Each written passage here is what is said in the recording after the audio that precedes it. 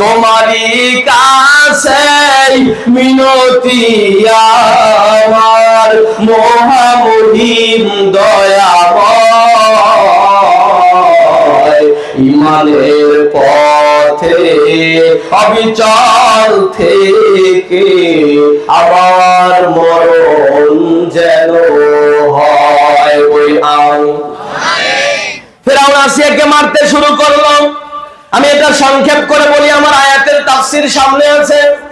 এমন ভাবে মেরেছে, গরম তেল মাথার ভিতরে ঢালতেছে, দুইটা হাত দুই দিকে প্রসারিত করে হাতের ভিতরে পেরেক লাগিয়ে দিয়েছে। পৃথিবীতে ফেরাউনের মতো নিষ্ঠুর স্বামী কখনো কারো কপালে জোটে নাই। আর আমার মা বোনদের বড় অভ্যাস হলো, স্বামী যদি একটু খারাপ আচরণ করে, কয় বাপ বোন আমাকে এই, বাপ ভাই আমাকে এই ফেরাউনের সাথে বিয়ে দিয়েছে। কথা বললো কে? অথচ ফেরাউনের মতো খারাপ পুরুষ পৃথিবীতে কি আর আছে? যদি বলেন, আসিয়ার হাতের ভিতরে পেরেক লাগিয়েছে, পায়ের ভিতরে পেরেক লাগিয়ে মাথার মধ্যে গরম তেল ঢালতেছে আর বলতেছে, আসিয়া কালেমা ছাইড়া দে, মুসার কালেমা ছেড়ে দে। আসিয়া বলে, শোনো, জীবন যদি চলে যায় আমি কালেমা ছাড়বো না। গা থেকে যখন চামড়াগুলো ঝলসে পড়তেছিল, আসিয়া উপরের দিকে মাথা উঠে বলে, মালিক, তুমি দেখতেছো আমার স্বামী আমাকে কিভাবে নির্যাতন করে। আল্লাহ, তুমি জানো আমার স্বামী আমাকে এই মেলে দিয়ে ফেলতেছে। এ পর্যন্ত কোনদিন আমি আমার স্বামীর তার একটা হক ও আমি তাকে হক থেকে বঞ্চিত করি নাই। তার যত হক আছে আমি তাকে যথাযথভাবে বুঝিয়ে দিয়েছি। তারপরে আমার স্বামী আমাকে গরম তেল ঢেলে গায়ের চামড়া ঝলসে দিতেছে। আমি জানি আমি মারা যাব। আল্লাহ, তার আগে তোমার কাছে দরখাস্ত আমার, ফেরাউন যে আমাকে মারতেছে, আল্লাহ, ফেরাউনের ব্যাপারে তোমার কাছে আমার কিন্তু কোনো অভিযোগ নাই। আল্লাহ, তুমি আমাকে বাঁচাও, তবে ফেরাউনকে তুমি কোনো আযাব দিও না। এটা বলে নাই যে আল্লাহ ফেরাউনকে ধ্বংস করে দাও, বলেছে আল্লাহ আমাকে আযাব দিতেছে, তুমি আমাকে বাঁচাও, তবে আমার স্বামীর উপরে তুমি রাগ হয়ো না। আল্লাহু আকবার। আল্লাহ পাক দেখে বলে, আসিয়া, তোমার একটা কথা আমার আরশকে ঠান্ডা করে দিয়েছে, কারণ এত বড় মুসিবতে পড়েও তুমি স্বামীর জন্য বদদোয়া করো নাই। ফেরেশতাদেরকে ডেকে বলে, ফেরেশতারা আসিয়া জান্নাতটা আসিয়ার চোখের সামনে উঠায়া দাও। আসিয়ার চোখের সামনে যখন জান্নাত, আসিয়া গরম তেলের ভিতরে পড়তেছে, তারপরেও মুস্কি মুস্কি হাসতেছে। আল্লাহু আকবার। কারণ চোখের সামনে জান্নাত চলে এসেছে। ফিরআউন বলে, আসিয়ার দুনিয়াবি কোন খেয়াল বুঝি নষ্ট হয়ে গেছে। আসিয়া মুস্কি মুস্কি হাসে আর বলে, মালিক, আমি জানি তুমি আমাকে জান্নাত দিবা, তবে যে কোনো জায়গা জান্নাত দিলে আমি নেব না। তোমার কাছে দরখাস্ত আমার, এমন জায়গা আমাকে তুমি ঘর বানায় দিবা, যে ঘরে ঢুকতে তুমি আল্লাহকে দেখা যায়, যে ঘর থেকে বের হতে তুমি আল্লাহকে দেখা যায়। মালিক, জান্নাতে তোমার কাছে আমায় একটি ঘর বানিয়ে দিও। বুদ্ধিমান মানুষ যারা বাড়ি বানানোর আগে প্রতিবেশী সিলেক্ট করে তারা, কারণ প্রতিবেশী যদি খারাপ হয়, পাঁচতলা বিল্ডিং এ শুয়েও শান্তিতে ঘুমানো যায় না। আসিয়া বুদ্ধিমতী মহিলা, বাড়ি বানানোর আগে প্রতিবেশী সিলেক্ট করতেছে। আল্লাহকে বলে, আল্লাহ আমার প্রতিবেশী তুমি আল্লাহ হয়ে যেও। আল্লাহ ডেকে বলে, আসিয়া সত্যি তোমার কথা আমি রাজি হয়ে গেলাম। পৃথিবীতে একজন নারীর কথা আল্লাহ পাক কোরআনে হুবহু বর্ণনা করেছেন, যেই নারীর নাম হলো আসিয়া। আল্লাহ পাক বলেন, আসিয়া এইভাবে আমার কাছে দোয়া করেছিল, আমি আল্লাহ আসিয়ার দোয়া কবুল করে নিলাম। যে ঈমান প্রয়োজনে জ্বলে ওঠে না, যে ঈমান সত্য ন্যায়ের কথা বলে না, যে ঈমান অন্তরে নাই, যে ঈমান বাস্তবে নাই, মুখে শুধু কথার কলি, কি করে তারে বলো ঈমান বলি, কি করে তারে বলো ঈমান বলি, কি করে তারে বলো ঈমান বলি। তাহলে ঈমান যদি আনতে হয়, তুমিনুনা বিল্লাহ, আল্লাহর উপরে ঈমান আনা, ঈমান আনার পরে বিপদ আপদ বালা মুসিবত আসবে, তবুও কি পিছনে ফিরে যাওয়া যাবে? যারা বলেন যাবে, পিছনের দিকে ফিরে তাকানোর সময় নাই। ঈমান আনার উপরে, এর উপরে আমার অবিচল আর অটল থাকতে হবে, ইস্তিকামত থাকতে হবে। এই কথাটা কার? এতটুকু কথা কি আপনারা বুঝেছেন? খারাপ লাগতেছে আপনাদের? খারাপ লাগতেছে?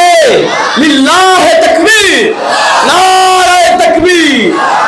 আল্লাহ পাক বললেন তুমিনুনা বিল্লাহ, প্রথম নাম্বার ওই ব্যবসা হলো আল্লাহর উপরে ঈমান আনা। আল্লাহর উপরে ঈমান আনার পরে আল্লাহ পাক বলেন ওয়া রাসূলিহি, রাসূলের উপর মহব্বত রাখতে হবে। এখন যেহেতু আমার মা বোনদের বিষয়ে কথা এসেছে, আমার মা বোনেরা কি মাহফিলে আছে? যদি বলে আছে কি, তাহলে মা বোনদের ব্যাপারে কিছু বলা দরকার, যেহেতু তারা আমাদের ঘরের সরকার। আমি আমার মা বোনদেরকে বলবো, মায়েরা, আসিয়ার কথা থেকে আপনাকে শিক্ষা নিতে হবে। স্বামী যদি একটু পাজি প্রকৃতির হয়, একটু দুষ্ট প্রকৃতির হয়, তবুও স্বামীর সংসার করে যায়, এটা হলো বুদ্ধিমতী মহিলার কাজ। কথা বলেন? আর স্বামীর কথায় কথায় তর্ক করা, স্বামীর সাথে খারাপ আচরণ করা, এটা হলো বোকা মহিলাদের কাজ। কারণ যে নারী যত বেশি চালাক, তার কপালে তত বেশি তালাক। যে নারী যত বেশি চালাক, তার কপালে তত বেশি তালাক। আপনি হিসাব করে দেখেন তো, গ্রামে যারা অশিক্ষিত মেয়ে আছে, এদের যদি 100টার মধ্যে 100টা বিয়ে হয়, দেখবেন যে 92-96টাই সংসার করতেছে। যারা আপার শিক্ষিত হয়ে খুব বেশি চালাক হয়ে গেছে, অধিকাংশ এক স্বামী ছেড়ে আর এক স্বামী ধরেছে। কথা বলেন না কেন? ভুল বললেন। আমার মা বোনদেরকে বলবো, মায়েরা, কথাটা দিল দিয়ে বুঝতে হবে। রাসূল বলেন নারীদের ব্যাপারে, আল্লাহর হাবিব বলেন, এটা হলো ফেরাউনের স্ত্রী আসিয়ার জীবনী। নবীজি বলেন কিছু নারী আছে, এই নারীরা ইহুদি নারীদের সাথে জাহান্নামে যাবে। নাউযুবিল্লাহ বলে। ইহুদি জাতি হলো পৃথিবীর সবচেয়ে নিকৃষ্ট জাতি। বলে ইহুদি জাতির সাথে জাহান্নামে যাবেন কারা? রাসূল বলেন 7টা দোষ আছে যার ভিতরে, 7টা দোষে দোষী যারা ইহুদি নারীদের সাথে জাহান্নামে যাবে তারা। নবীজি বলেন তাদের মধ্যে প্রথম নম্বর দোষ হলো আন্নারা, যে মহিলা বেশি বেশি চায়। জীবনের অভিযোগ আর চাহিদা যত কম, ওই জীবনে শান্তি তত বেশি। কথা বলে? রাসূল বলেন প্রথম হলো আন্নানা, যে নারী বেশি বেশি চায়, যে নারী বলে শুধু আমাকে দাও, আমাকে দাও, আমাকে দাও, বাপ বলে কে দাও। রাসূল বলেন এই নারী ইহুদি নারীদের সাথে জাহান্নামে যাবে। নাউযুবিল্লাহ বলে। দ্বিতীয় নাম্বার হলো মান্নানা, খোটা দানকারী মহিলা। অনেক মহিলা কিন্তু আছে কথায় কথায় খোটা দেয়, আছে না নাই? নবীজি বলেন যারা কথায় কথায় খোটা দেয়, এই নারীরা ইহুদি নারীদের সাথে জাহান্নামে যাবে। কারণ ইহুদি নারীদের স্বভাব হলো তারা কথায় কথায় খোটা দেয়। 3 নাম্বার হলো হান্নারা, যে স্বামীর খেদমত করে না, উল্টো স্বামীকে দ্বারা খেদমত করায়। আপনি মাহফিল শুনে বাড়িতে গেছেন, আপনি বলছেন যে শোনো, ওয়াজ শুনে আসছি, আমাকে 1 গ্লাস পানি ভরে দাও। স্ত্রী যদি বলে আমিও তো গিয়েছিলাম ওয়াজ শুনতে, আমিও তো ক্লান্ত, তুমি 1 গ্লাস ভরে খাও আর আমাকে 1 গ্লাস ভরে দাও। কথা বুঝে? এটা হলো স্বামীর খেদমত করে নাই, উল্টো স্বামীকে দ্বারা খেদমত করাইছে। তবে এটা আমি না করছি না যে স্ত্রীর কাছে সহযোগিতা করা যাবে না, বরং স্ত্রীর কাছে সহযোগিতা করা হলো সুন্নাত। সুবহানাল্লাহ। আয়েশা সিদ্দিকা বলেন রাসূল জিহাদের ময়দান থেকে ফিরে বলল, আয়েশা কোনো খাবার আছে নাকি? আমি চমকে গেলাম, কারণ আমার ঘরে খাবার ছিল না। আমি বললাম ইয়া রাসূলুল্লাহ আপনি একটু বসেন, আমি খাবার প্রস্তুত করে আনি। আমি গিয়েছি ঘরের ভিতর থেকে আটার খামে তৈরি করে, আমি যখন আটা দিয়ে রুটি বানাতে গিয়েছি, লক্ষ্য করে দেখি নবীর কোনো আওয়াজ ঘরের ভিতরে নাই। আমি ঘরের ভিতরে তাকিয়ে দেখি আল্লাহর নবী তরবারির অপর পিঠ দ্বারা তরকারি কাটতেছে। আয়েশা সিদ্দিকা কেঁদে দিয়েছে, ইয়া রাসূলুল্লাহ, আপনি কি আমাকে এত ভালোবাসেন? নবী আবার দেখে বলে, আয়েশা, আমি তোমার কাছে একটু সহযোগিতা করলাম। আল্লাহু আকবার। এর মানে কিন্তু এই নয় যে সহযোগিতা করা যাবে না, বরং স্ত্রীর কাছে সহযোগিতা করা যাবে। স্ত্রীর দায়িত্ব হলো স্বামীর খেদমত করা। কথা কি বুঝেছেন? চতুর্থ নাম্বার হলো আল্লাহর হাবিব বলেন, কান্না না। যারা আমিত্ব প্রকাশ করে, আমার সেনো আমি কেডা, আরে চেয়ারম্যানের মাইয়ে কথা কয় না, আমার সেনো নাকি আমি কেডা, কথা বেশি বললে আমার বাপ চাচা কিন্তু আছে একেবারে খেলা দিয়ে দিবে, আছে না। পঞ্চম নাম্বার হলো আল্লাহর হাবিব বলেন, হাদ্দা কর। স্বামীর পছন্দের গুরুত্ব দেয় না, স্বামী যা এনে দেয় এর পছন্দই হয় না। একটা বালতি কিনতে হলেও মহিলা বাজারে যায়, এরকম কি আছে? এলাকায় নাই? এলাকায় নাই? আছে।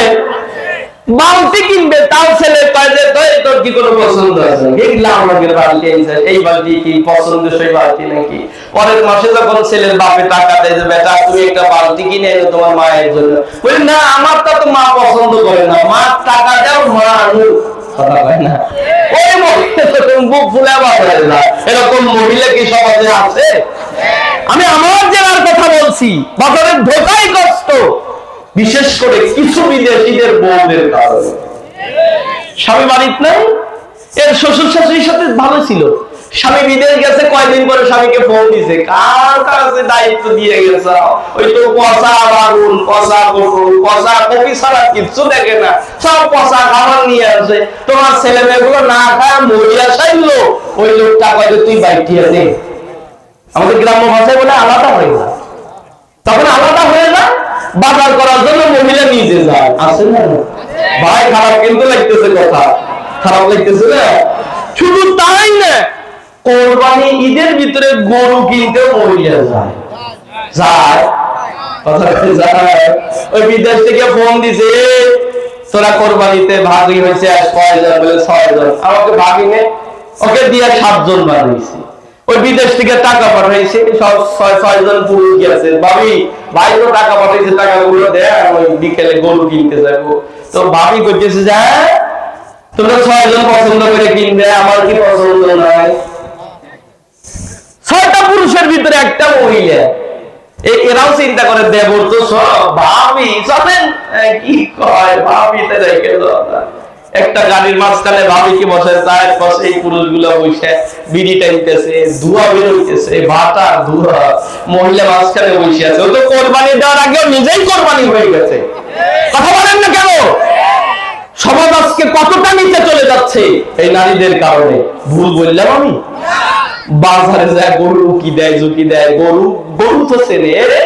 হুজুর আসছিল, কয় সাধারণ মানুষ আসছিল, আমি তো এদের চিনি, বোরকা পরে আসছে কে?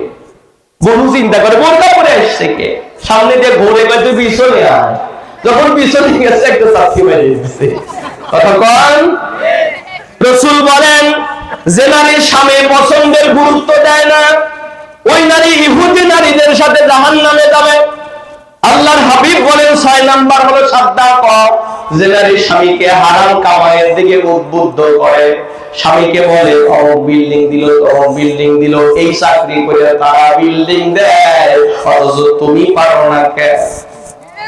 এই পুরুষটা বলছে দেখো ওরা কিন্তু বাম হাতের কামাই করে, তুমি আর কত আল্লাহ বলি হয়ে গেল। এমন খোঁচা দিয়ে বলছে স্বামীকে হারাম কামাইয়ের দিকে এগিয়ে দিয়েছে, এরকম নারী কি সমাজে নাই?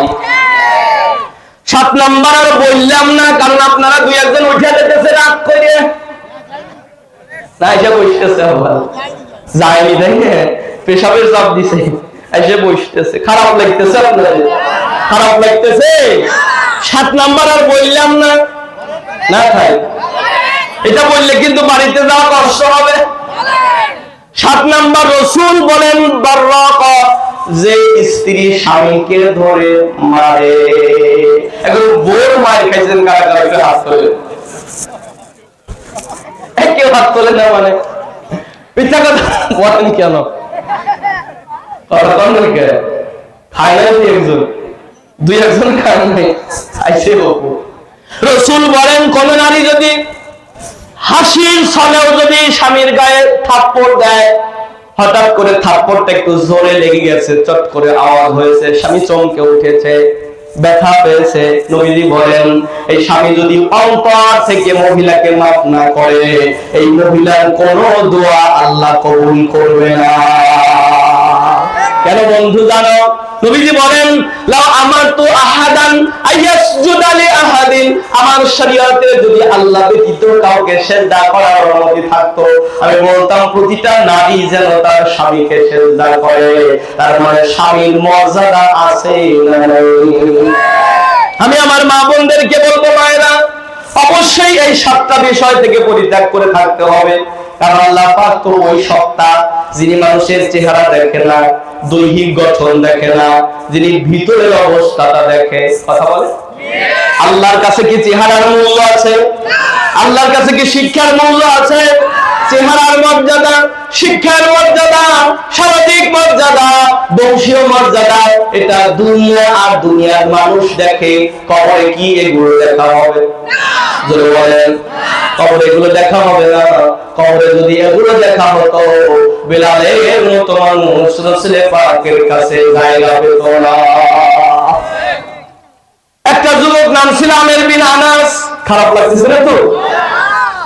নিয়োগ করেছিল সুন্দরী মেয়েকে বিয়ে করবে, কিন্তু বাবা মায়ের পছন্দে বিবাহ করেছে। বাসর ঘরে ঢুকে দেখে বউ কালা, মন নাই আর ভালা, পালায় পালা জলদি পালা। বউ বুঝতে পারছে স্বামী আমাকে পছন্দ করে না। লোকটা ঘর থেকে বের হয়ে জানালার পাশে অথবা এই বারান্দায় দাঁড়িয়ে আছে। মহিলাটা স্বামীর কাঁধের ভিতরে হাত দিয়ে বলে, স্বামী রে, কারো চেহারা বানানোওয়ালা যে আল্লাহ, ফর্সা চেহারা বানানোওয়ালা ওই আল্লাহ, চলেন ঘরে যায়, আপনি ঠকেন নাই। লোকটার মন নরম হলো না। এক পর্যায়ে মেয়েটা কাঁদে আর বলে, স্বামী রে, হতে পারি আমি কালো, আমার ভিতরে এমন কোন গুণ থাকতে পারে যেটা আমার আল্লাহর কাছে লাগবে ভালো। লোকটার মন নরম হয়ে গেছে, ঘরে গেছে, ভালোবাসা হয়েছে। ওই রাত্রিতে স্ত্রীর গর্ভে সন্তান গেছে। সকালবেলা যখন লোকটা বাজারে গেছে, শয়তান আবার প্রলোভন দিতেছে, আমের রে, কালা বউলিয়ে কি জীবন চালানো যায়, তুই পালা। সেই যে পালাইছে 20 বছর আর বাড়ি আসে নাই। কিন্তু মা জাতিতে এমন এক জাতি, এমন ধৈর্যশীলা জাতি, একটা ছেলে হয়ে স্বামী মারা গেছে, ওই ছেলের মুখের দিকে তাকায় আমার জীবন কাটায় দিছে। মা জাতি তো এমন জাতি, একটা মেয়ে হয়ে স্বামী মারা গেছে, মা মেয়ের চেহারার দিকে তাকায় জীবন কাটায় দিছে। এমন মা কি সমাজে নাই? হাতে গোনা দুই একটা অসভ্য মা বোনদের কারণে সবাইকে মিলে গয়রায় গাড়ি দেওয়া লাগে, কিন্তু অধিকাংশ মা বোন হলো ধৈর্যশীলা মা বোন। আমার বন্ধুরা, এই মহিলার গর্ভে যে সন্তান এসেছে, এটা ধারণ করেই সে স্বামীর বাড়িতে থাকা শুরু করেছে। 20 বছর পরে ওই লোকটা কোথায় যেন হারিয়ে গিয়েছিল। 20 বছর পরে দেখতেছে গায়ের চামড়া ঢিলা হয়ে গেছে, মাথার চুল পেকে গেছে, আর কি দাম আছে? গায়ের চামড়া ছিল টান, মিশিয়ে সুরে গাইতাম গান, গলার আওয়াজ আমার অনেক দূরে যাইতো। পাইকে গেছে মাথার চুল, কথা বলতে পরে ভুল, চোখে দেখি গন্ডগোল, দন্ত নড়িল, পাখি বুঝি উড়ে যাওয়ার সময় হলো। লোকটা যখন দেখলো গায়ের চামড়া ঢিলা হয়ে গেছে, মাথার চুল পেকে গেছে, চিন্তা করলো গ্রামে ফেরা দরকার। 20 বছর আগে এই ঝাউপাড়া গ্রাম যেরকম ছিল, এখন কি ওই রকম আছে? হ্যাঁ, গ্রামে ফেরার সময় দেখতেছে গ্রাম অনেক উন্নতি হয়েছে, গ্রামে অনেক উন্নতি হয়েছে। গ্রামে ঢোকার সময় দেখে শুরুতে একটা মসজিদ। জুমার দিন চিন্তা করলো নামাজটা আদায় করে বাড়িতে যায়। জুমার নামাজ পড়ার জন্য যখন মসজিদে গেছে, লক্ষ্য করে দেখে জুমার মিম্বারে একটা তাকড়া যুবক বয়ান করে, 18 থেকে 20 বছর বয়স হবে।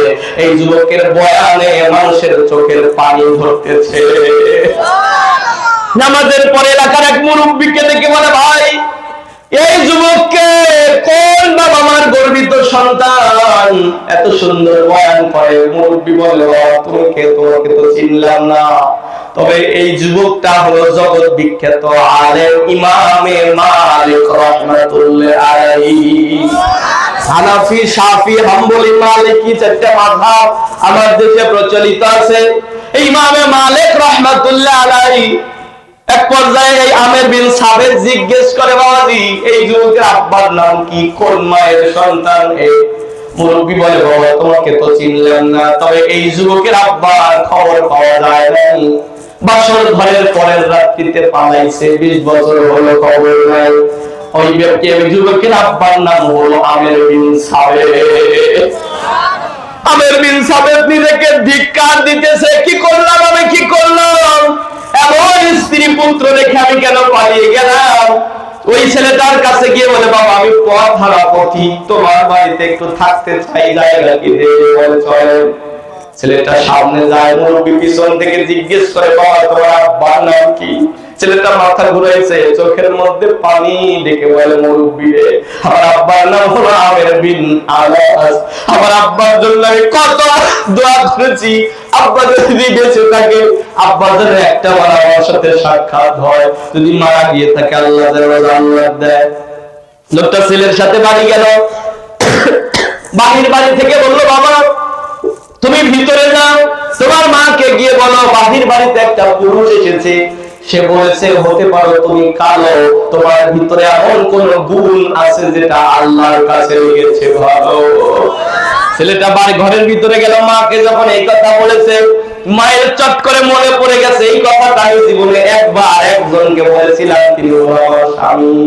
উকি দিয়ে তাকিয়ে বলে, বেটা রে, ওটা অন্য কোনো ব্যক্তি নয়, ওই হলো তোমার জন্মদাতা পিতা।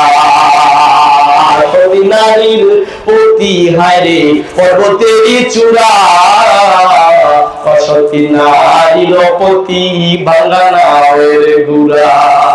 এটা সিরাজগঞ্জের ভাষা বললেন, আপনারা না বুঝলেন খারাপ লাগতেছে কি? আমার বন্ধুরা, আমি আমার মা বোনদেরকে বলবো, মায়েরা কোন নারী যদি ভিতরটা ভালো হয়, চেহারায় যদি একটু কালো হয়, আমার সিরাজগঞ্জের ভাষায় বলে জাতের মেয়ে কালো ভালো, নদীর জল ঘোলা ভালো। আপনারাও জানেন তাই না? জাতের মেয়ে কালো ভালো, নদীর জল ঘোলা ভালো। আমার মা বোনদেরকে বলবো, মায়েরা একটু জাতগত থাকা, আপনার সম্মান আল্লাহ দিয়েছে।